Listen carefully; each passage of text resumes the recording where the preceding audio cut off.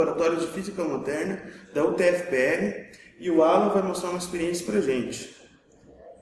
Tudo bem, gente? Eu vou mostrar para vocês como é que a gente obtém o espectro de emissão de uma lâmpada de gás, no caso de mercúrio.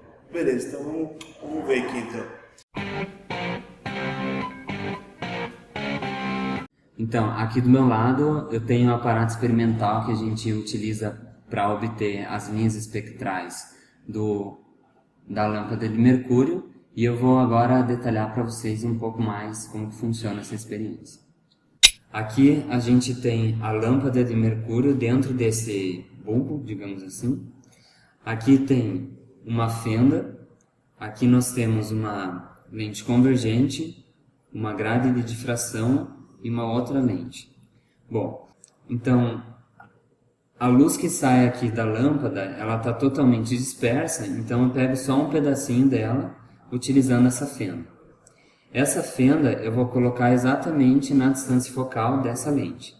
Dessa forma, os raios de luz que sairão dessa lente, eles vão estar aproximadamente paralelos ao chegar nesta grade de difração, para obter um resultado experimental mais visivelmente bonito. E aqui, no final, a gente tem um anteparo, onde a gente vai observar o resultado dessa experiência. Bom, esse daqui é o resultado do fenômeno. Quando passa pela grade de difração, a gente observa essas linhas espectrais, que a gente pode observar que cada linha tem uma cor diferente, né?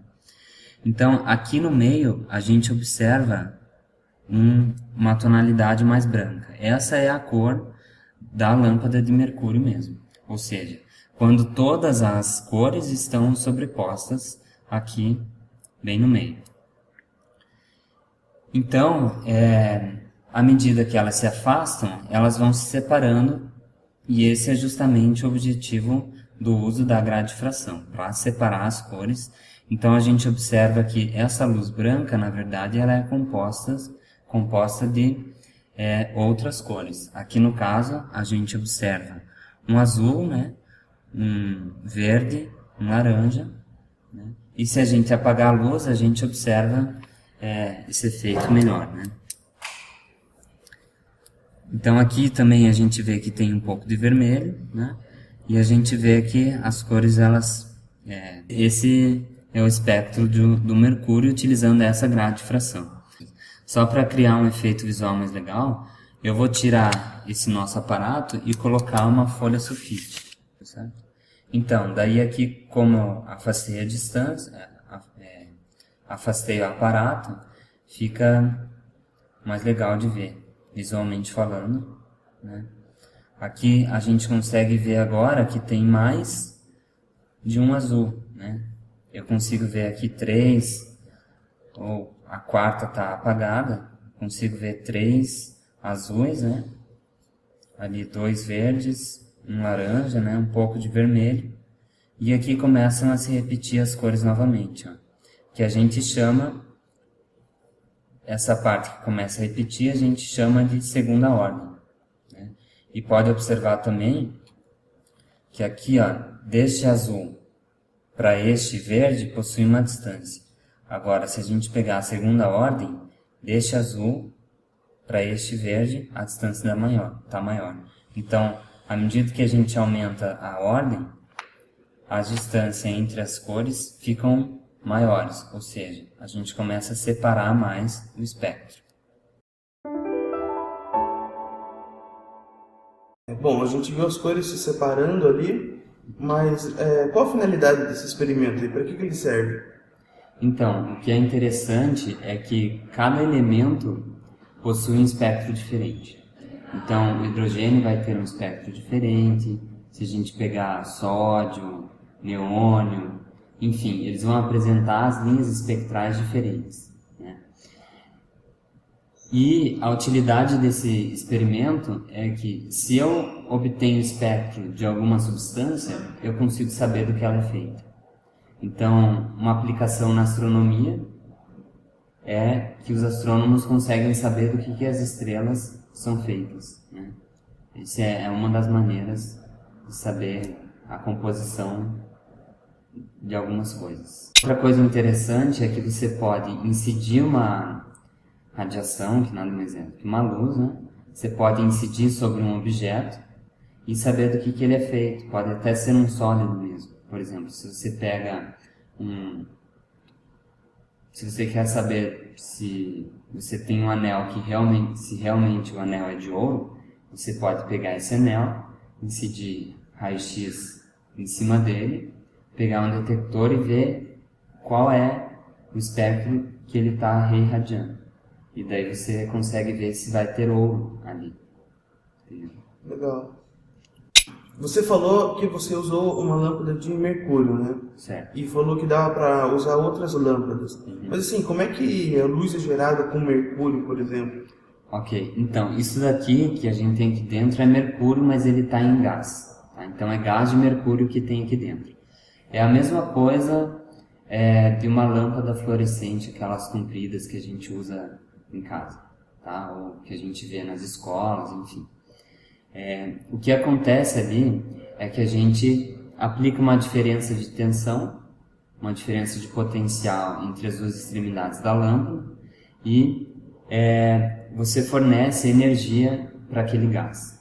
O que acontece é que as moléculas desse gás vai absorver energia, então o átomo de mercúrio, no caso, vai absorver energia, ele vai para um estado de energia mais excitado, só que a tendência é sempre voltar para o estado fundamental dele, ou seja, para o estado de menor energia. Quando ele volta para esse estado, ou seja, do estado excitado para o estado menos excitado, ele emite radiação, que nada mais é do que luz, né? E daí produz luz, certo? Visível ou não visível. Beleza. E ali, quando você mostrou, tinha cores diferentes. Tinha um azul, tinha um violeta, tinha um vermelho, acho que tinha um verde ali também.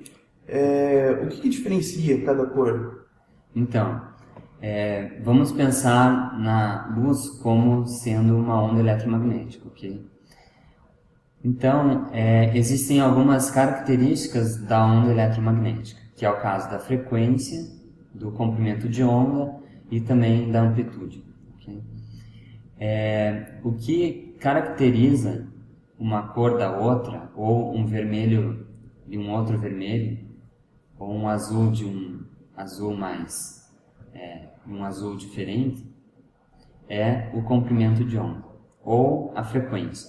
Porque o comprimento de onda e a frequência estão sempre andando junto, eles estão acoplados, digamos assim. Porque se você multiplicar a frequência de uma onda eletromagnética pelo comprimento de onda, isso sempre vai resultar numa constante, que é igual para todas ondas eletromagnéticas.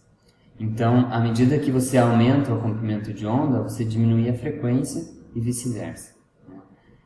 Mas o que caracteriza a cor é o comprimento de onda ou a frequência, né? Então, para o vermelho, por exemplo, a gente tem um comprimento de onda de 700 nanômetros, aproximadamente. Para o azul, ou para o ultravioleta, a gente tem 400 nanômetros, aproximadamente. E me diz uma coisa, por que para o mercúrio a gente viu aquelas cores e para outros elementos a gente ia acabar enxergando outras cores, ou mais cores, ou menos? Cada elemento ele vai apresentar um padrão de linhas espectrais diferentes, né? Só que para que haja emissão de radiação, ou seja, para que haja emissão de luz, é necessário que o átomo ele saia de um estado mais excitado de energia para um estado menos excitado de energia. Ou seja, quando o elétron ele faz uma transição, né?